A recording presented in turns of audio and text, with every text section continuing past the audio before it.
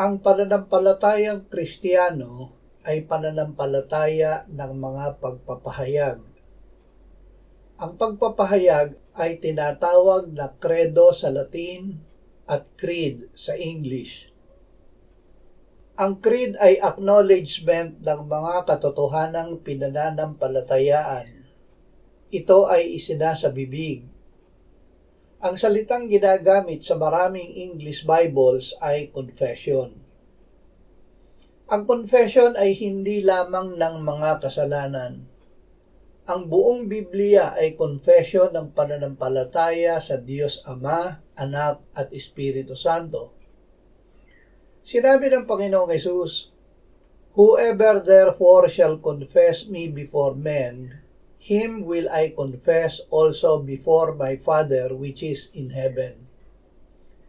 Kapag kinilala natin gamit ang ating bibig ang Panginoong Hesus sa harap ng mga tao, tinitiyak niya na tayo ay kikilalanin niya sa kanyang Ama na nasa langit.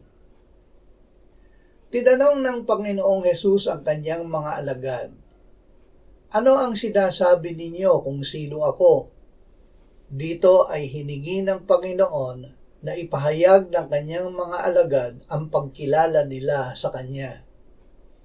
Sumagot si Simon Pedro, "Ikaw ang Kristo, ang anak ng Diyos na buhay." Sa paraang ito ay kinilala ni Pedro si Jesus sa harap ng mga kasama niya. Dahil dito ay sinabi ng Panginoong Hesus, "Mapalad ka, Simon na anak ni Jonas, sapagkat hindi laman at dugo ang nagpahayag nito sa iyo, kundi ang aking Ama na nasa langit. At sinasabi ko naman sa iyo na ikaw ay Pedro, at sa ibabaw ng batong ito ay itatayo ko ang aking iglesia. At ang mga pintuan ng Hades ay hindi magwawagi laban sa kanya.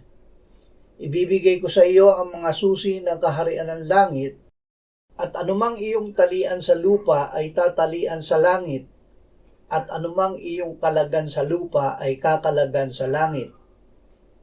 Mula noon ay paulit-ulit na sinabi ni Jesus na siya ay magtitiis ng maraming bagay sa kamay ng mga pinuno ng mga Hudyo, papatayin at muling bubuhayin sa ikatlong araw. Matapos na muling mabuhay ay sinabi niya sa kanyang mga alagad, "Ito ang aking mga salitang sinabi ko sa inyo noong ako'y kasama pa ninyo, na kailangang matupad ang lahat ng mga bagay na nakasulat tungkol sa akin sa kautusan ni Moises, sa mga propeta at sa mga awit. Ganyan ang nasusulat na kailangang magdusa ang Kristo at muling mabuhay mula sa mga patay sa ikatlong araw, at ipangaral ang pagsisisi at pagpapatawad ng mga kasalanan sa kanyang pangalan sa lahat ng mga bansa mula sa Jerusalem." Ipinangaral ng mga alagad ang pagsisisi at pagpapatawad ng kasalanan sa paraan ng pagpapahayag ng kanilang bibig sa harap ng mga tao na si Kristo ay namatay para sa ating kasalanan ayon sa kasulatan, inilibing at ng ikatlong araw ay binuhay na muli mula sa mga patay ayon sa kasulatan. Ang ipinahayag nila ay ang salita na malapit sa iyo, nasa iyong bibig at sa iyong puso. Ito ay ang salita ng pananampalataya na aming ipinangangaral, sapagkat kung ipahahayag mo sa pamamagitan ng iyong bibig si Jesus na Panginoon at sasampalataya ka sa iyong puso na binuhay siyang muli ng Diyos mula sa mga patay, ay maliligtas ka. Sapagkat sa puso ang tao'y nananampalataya kaya't itinuturing na ganap, at sa pamamagitan ng bibig ay nagpapahayag kaya't naliligtas. Ang pananampalataya na nasa ating puso ay kailangang ipahayag ng ating bibig. Ang Panginoong Hesus ngayon ay nasa kanan ng Ama sa langit bilang ating pinakapunong pari. Doon tayo ay kabahagi niya sa kanyang pagkatawag. Doon tayo at ang ating mga pangangailangan ay inihahatid niya sa Ama. Ano ang inihahatid niya? Ang ating confession of faith, o ang pananampalatayang ipinapahayag ng ating bibig dahil siya ang High Priest of our confession, ang pinakapunong pari ng ating pagpapahayag.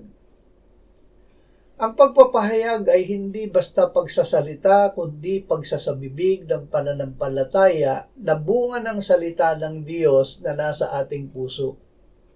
Ang nagsasalita na wala ng pananampalatayang ito ay nagsisinungaling at nagpapalalo.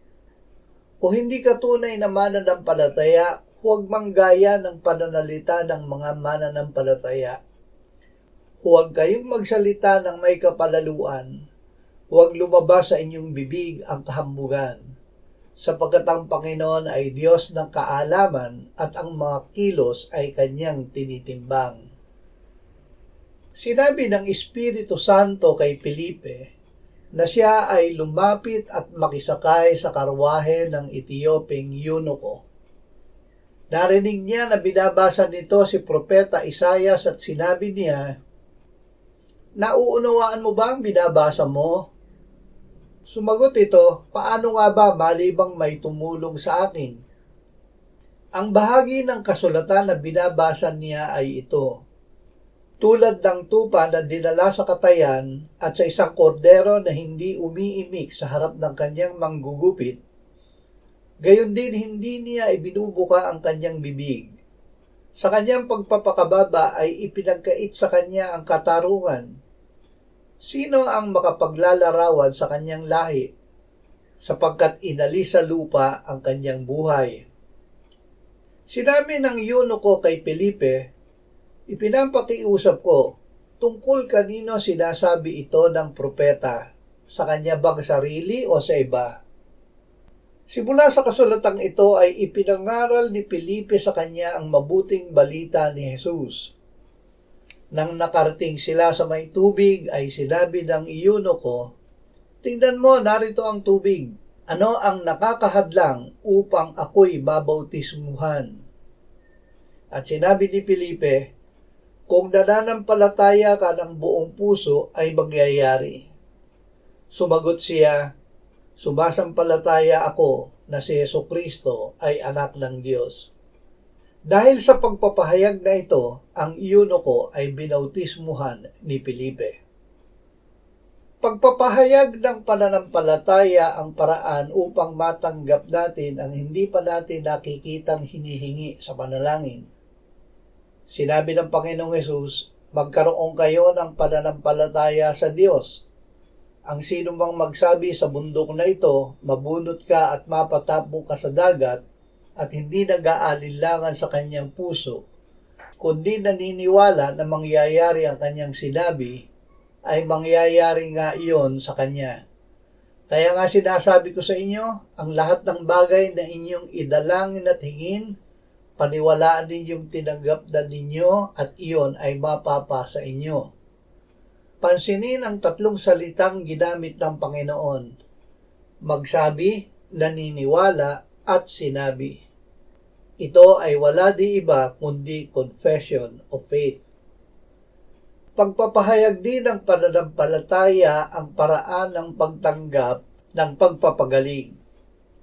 Si Jesus ay sinundan ng dalawang lalaking bulag na sumisigaw ng malakas, "Mahabag ka sa amin, anak ni David."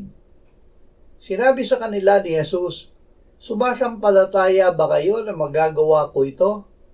Sinabi nila sa kanya, "Opo, Panginoon." Muli, ito ay confession of faith.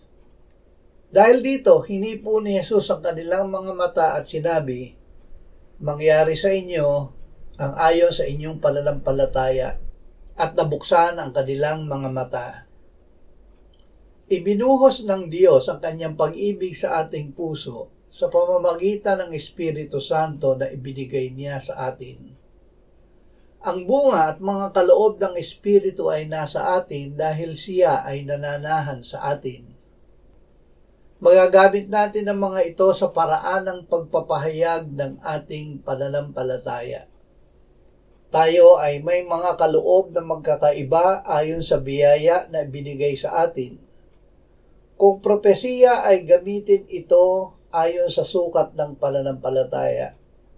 Kung paglilingkod ay sa paglilingkod, o ang nagtuturo ay sa pagtuturo, o ang nangangaral ay sa pangangaral. Ang nagbibigay ay magbigay na may magandang loob. Ang namumuno ay may pagsisikap.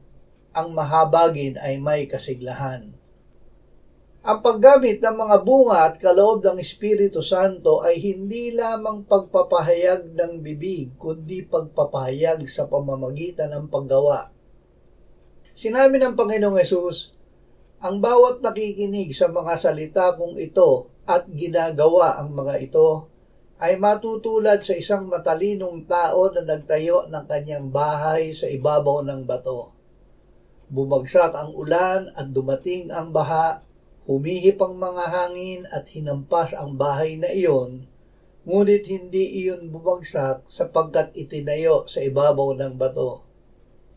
Ang pananampalataya sa ating puso na ipinapahayag ng ating bibig at ating isinasagawa ang nagpapanatili sa atin na nakatayo sa Panginoong Hesus, ang ating walang hanggang bato.